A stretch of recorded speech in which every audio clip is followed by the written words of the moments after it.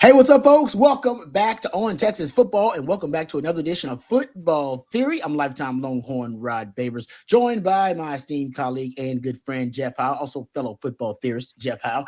We got a lot to get into on the show today. We're going to talk about third down on the offensive side. We talked about third down defense last week. We're into third down offense. Something, honestly, Jeff, that Sark really has yet to conquer, I would say, here at Texas. He's actually he's had some really prolific offenses, explosive offenses, has had some of the best offensive weapons in the country, but he hasn't been the most efficient offense on third, or at least they haven't had the most efficient offense on third down. I believe the best third down offense they had was probably the Bijan Robinson that 2021 season, when he had Bijan and Rojo out there. They were also a top 5 red zone offense that season. So it just showed that's kind of the Bijan factor. Post Bijan, they have not really had one of the elite or high level third down offenses.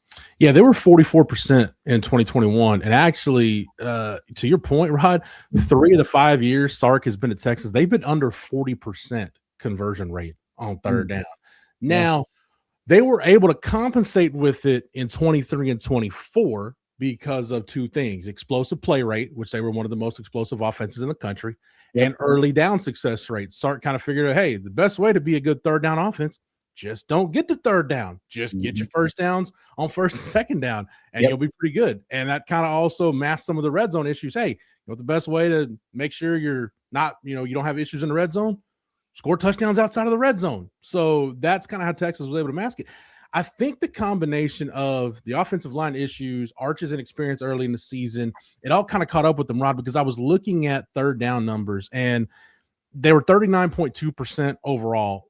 Again, not great. You're below average at that point. But I went and looked at their conference numbers, right? Against SEC opponents, they were actually much better in conference games. They were about 42% conversion rate, a little over 34% in non-conference, which I think speaks to some of those pretty bad games we saw early in the year. San Jose State wasn't great. UTEP wasn't great. Obviously, Ohio State is factored in there. And, the more I looked at it, I was like, well, let me look at it. And one thing that jived, remember, I mentioned early down success rate, that Texas was one of the best in the country in early down success rate in 23 and 24. I looked at CFB graphs, and early downs EPA, Texas was 64th nationally. So you were about middle of the road. So you didn't have the success on first and second down that you did. And I think where it really shows up, Rob, the third down issues when you look at the splits between wins and losses. In your wins, you're about 42.5% conversion rate on third down. In your losses, just over 27% conversion rate on third down. Yeah. So it's multifactorial. I'm going to borrow a term from you, Rod. It's multifactorial why that is. And I'm trying to hammer down, like, what's the biggest issue? And I've come to a, Rod, and you can break these down because I know you've done a lot of research on these. I think it's twofold. I think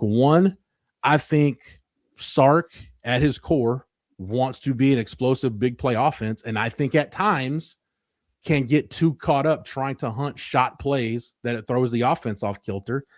And I think whenever, against the Georgia, they ran the ball well against Ohio State in the regular season, even though that was kind of you can say that was kind of a fugazi, and there's a debate there to be had.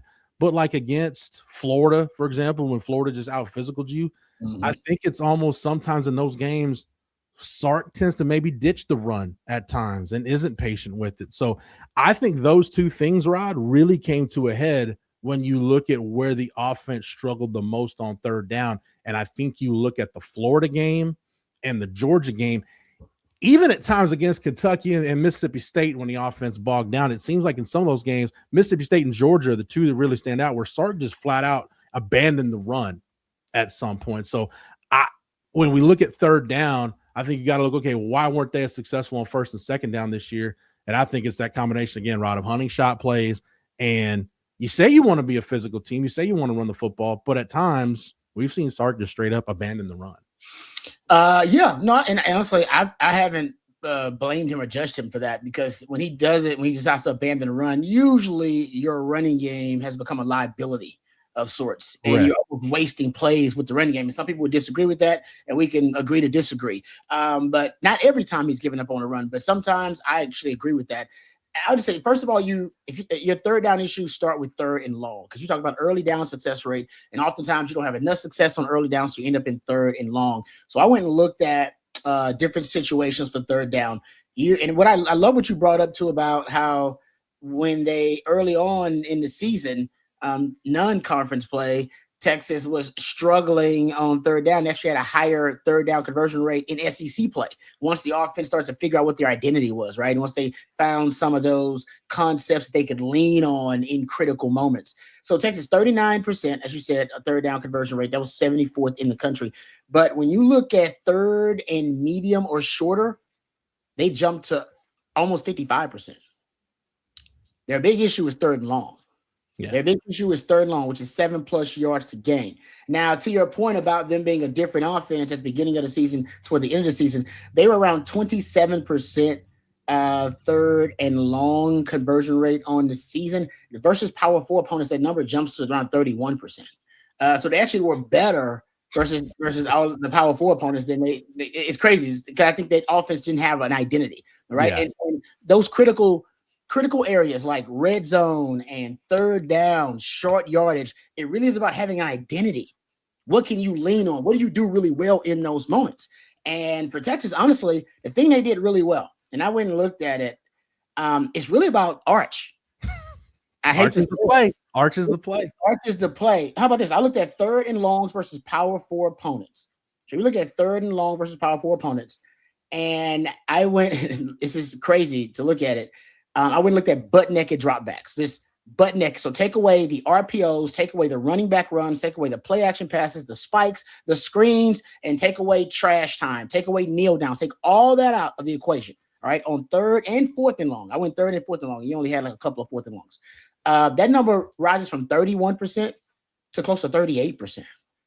We just strip away everything except a butt naked straight drop back on third and fourth and long. All right. And if you take away, and how about this? It's the scramble. Hate to be, the guy keep repeating this, but it's the scramble element that is so lethal.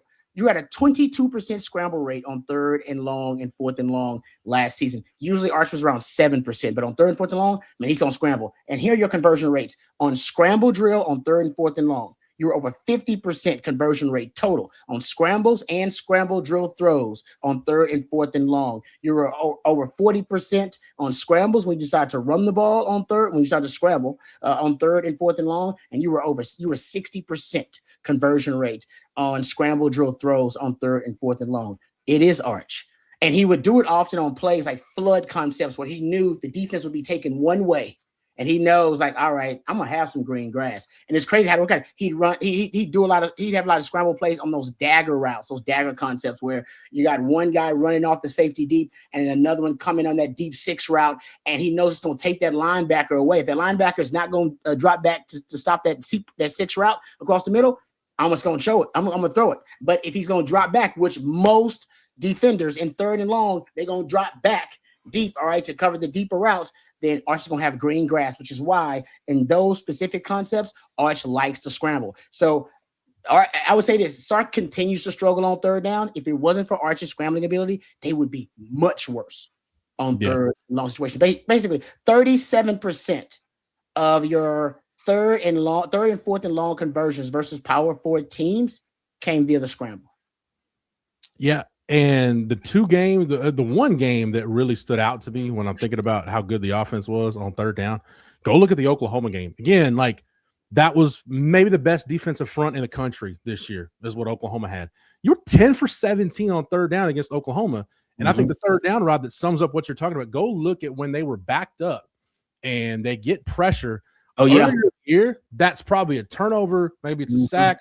Arch kind of spins out of it. Hits Parker Livingston going into the boundary, and it's a first down. Like that play was dead to rights. But Arch's ability to feel the rush, his athleticism, and the ability to make that throw under pressure, which it's a tough throw if you've got a cool pocket under duress and trying to rush it, and you're off platform. Again, that's part of what makes Arch special.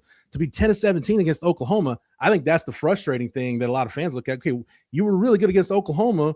Why were you so bad in some other games? And I think it goes back to your point. It lacked an identity. You look at the lack of an identity, and I'll go back to another Oklahoma game. I'll go back to the 2023 loss to Oklahoma when Oklahoma had that goal line stand. And you could tell by the play calling sequence. Like, remember one play you had like the Devondre Sweat, Byron Murphy, jumbo backfield. You did Jonathan Brooks toss into the boundary, I think, on third down. And you ran a good play, the tunnel screen to Xavier Worthy, but you left yourself no margin for error because that was your fourth down call. Yeah. So, like, the lack of an identity really hurt. But to your point, and the numbers are telling us this, Rod, when you figured out your identity is, you know what? Sark, and I credit Sark with this, actually. Get out of your comfort zone a little bit and say, you know what? I can't deny if I'm not using Arch's legs. And again, this isn't me. This is me inside Sark's head saying, if I don't use Arch's legs, it is a detriment to this offense. It's a disservice to my quarterback to take away one thing, a big part of his game that he does really well. Your third down numbers improved. Your red zone numbers improved. You were really good against the good teams you played. Again, I just laid it out against your wins compared to your losses, how good your third down numbers were.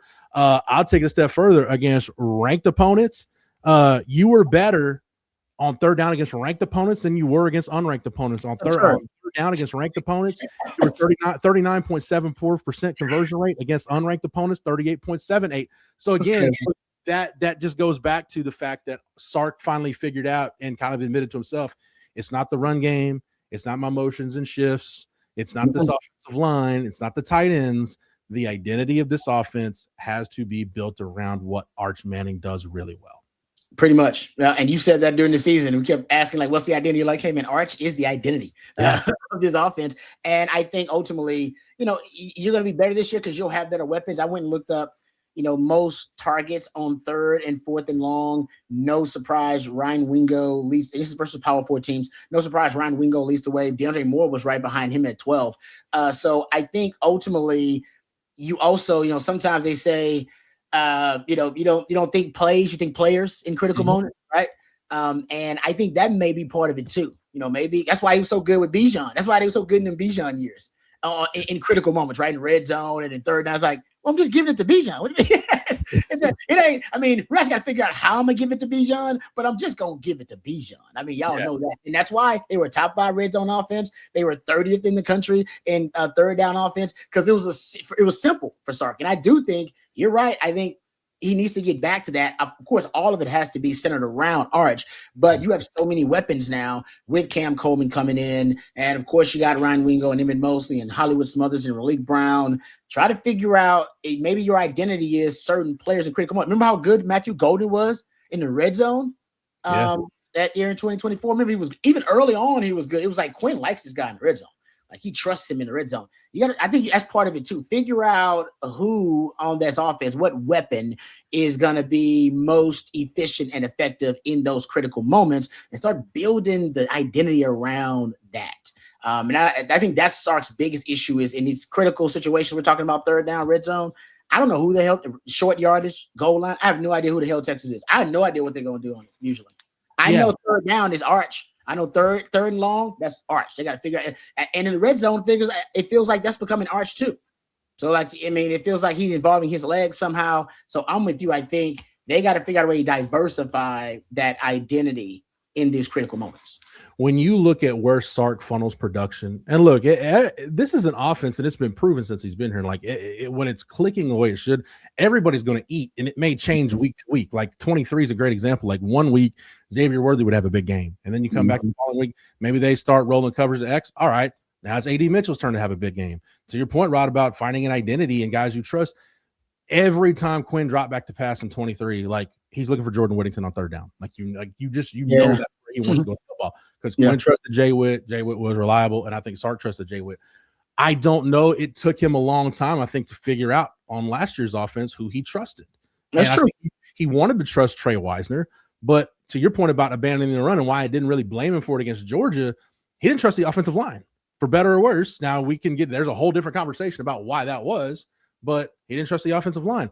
I think he trusted Ryan Wingo because why else would you call the first play 5 games in a row a screen to Ryan Wingo? I think he trusted Ryan Wingo. I think to an extent he trusted DeAndre Moore. I don't know who he's going to trust on this offense, but you said it right. That we talked a lot about the talent on this offense. Like the 2026 offense could be man for man, pound for pound, the most talented offense Sark has had in Texas. And that's saying a lot. But I think it's going to come down to, it's going to be, yes, who he trusts, but can he figure out the right positions, the right buttons to push to put these guys in the best possible position to maximize what they do? And that, to me, everything we talk about, to me, it leads back to the run game. Sark has talked about wanting to be physical with the run. You want to be able to run the football. Okay, that's great. You can talk about doing it. But if you're actually going to do it, you've got to have the personnel to do it, number one. You got to have the dedication to it, number two. And this is kind of a confluence of I've talked about it. Bobby's talked about it on the channel this week. Tony Hills has talked about it. Coach Shipley's talked about it. This is kind of a confluence of all of our ideas and all of our takes on the run game. It's got to be, Sark has to be dedicated to it. You've got to have the personnel to be able to do it. You've got to understand what your personnel can do. And the fourth part, you have to be willing to adjust your run game schemes and your preferences to what your personnel can do. You may want to be outside zone, and that's great. But if you don't have the kind of offensive line to run outside zone, don't be a predominant outside zone running team. Figure out what this offensive line can do. So I think that's the biggest part of it, Rod. You can be really good. You can be efficient. This can be the best offense Sark has had, but it's going to take him really studying the personnel and not adapting the personnel to what he wants to be. It's adapting his call sheet on game day to what the personnel can do. Yeah, no, you're right about that, because this year they miscalculated, right? They almost tried to guess and predict what the offense would be good at, and they were wrong. They were wrong with the O-line. They were wrong from the Arch perspective too. Well, not really, but the O-line couldn't hold up with you wanting to throw those vertical deep routes downfield, right? So you had to reevaluate things and recalibrate. But I agree with you. I think all of this kind of comes back to the run game. Can they get a run game going on early downs? And like you said, the best third down call is the one you don't have to call, as Bill Walsh said. So can they just stay out of those third and longs? Like I gave you the numbers. Like they're at 55% conversion rate on third and medium or shorter. That's money.